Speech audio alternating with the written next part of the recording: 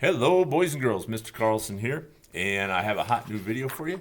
It's Chapter 1 of Typee, A Peep into Polynesian Life. And there's three main ideas I think that Melville throws at us in Chapter 1, and that's going to be my interpretation. Number one is an authentic narrator, that is a man who walked the walk and talked the talk and was on a ship in the 1840s out in the South Pacific. He establishes basically this main idea: hey, this job stinks. All right, he's on board this ship, and there basically is no food left. And the captain will not go to land until actually he runs out of food. So what are they surviving on? Ooh, sea biscuit, not the horse. Okay, not the horse. That'd be very, very wrong. Unless you like to eat horse, then it's free country. That's cool. But anyway, he does say that on this ship they got to eat oranges and yams and sweet potatoes, which I think are the same thing. Bananas, they had all the good stuff. They had chickens, they had a pig, but that's all gone now. So all they do is eat sea biscuit, which is flour and salt, super dried. So that's got to be horrible. And then the only other thing they have is salt horse, which is more salt. Yes, there's salt everywhere because it is the ocean. They would soak beef or pork into salt and let it dry. And this is all they have left, except for that one little rooster, poor little Pedro. And as Melville says, once that rooster is eaten, the captain's going to say, okay, let's go, we can go to land now because I'm out of food. He says it's been 6 months. They haven't seen anything. They're on the line. Okay, I don't know if you figured that out yet. The line is the equator. So 1842, certainly no air conditioning, living on the worst food in Western civilization, and they haven't seen land at all. So he is setting up this idea that our hero here, the narrator, he's ready to jump ship. So he's so desperate, he will jump ship on an island of cannibals. Okay, that's how desperate this guy was. So we're getting character motivation at this point in the story. He's going to be highly motivated. I couldn't really find Captain Vanes, but if I had to, okay, I think that's what Captain Vanes would look like. Not a nice guy, but he's going to get that last rooster, and then they're going to call it quits. They actually develop him a little bit more in the story for what a rotten dude he is.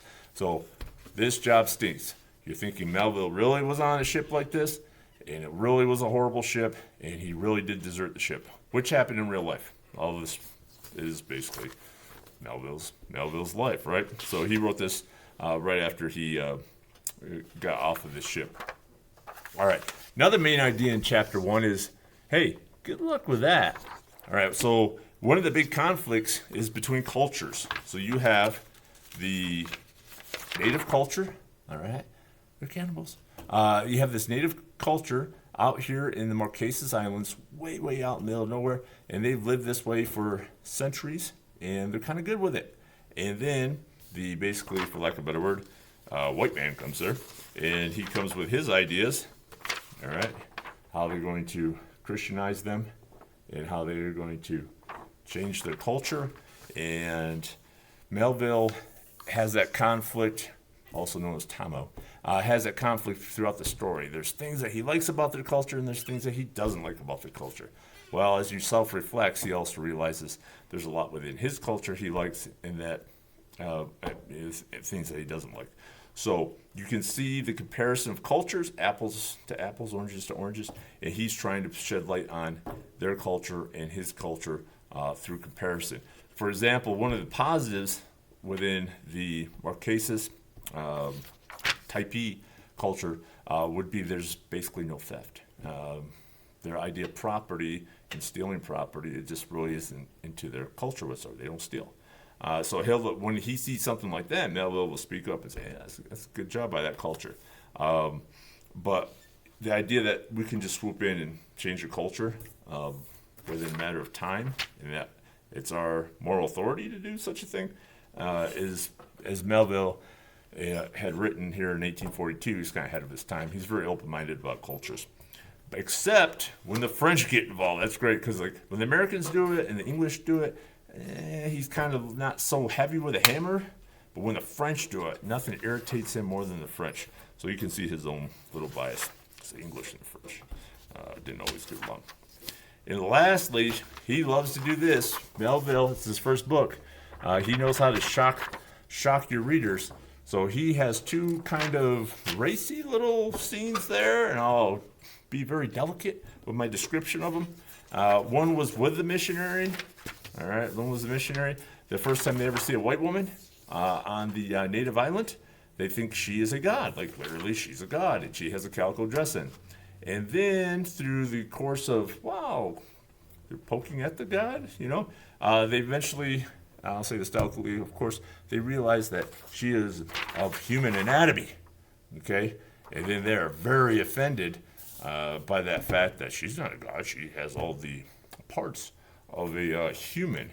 So just these sort of collision of cultures here that could be quite funny. And the best part is he just says it in such a sophisticated 1800s style of writing there. He could not be very graphic. He would have got canceled back then. So if you can read between the lines, there are definitely some rather humorous situations. And then they have another one of these little awkward moments with our native friends. Yeah, they have that basically let's do lunch episode right at the very, very end.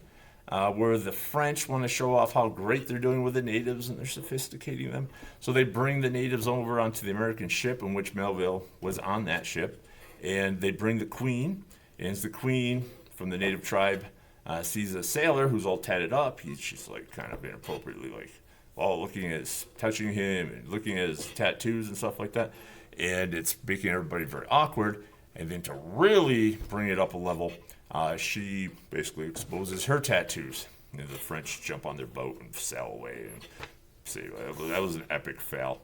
So, of course, this is written in 1842, and I'm being delicate with it. So the readers at the time are like, oh, this is a little risque. And this is part of the reasons why this was Melville's bestseller. Little situations like that.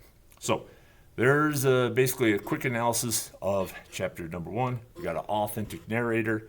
He really was on the ship. He knows what a miserable situation was, which makes it plausible for the character to abandon the ship or to desert the ship.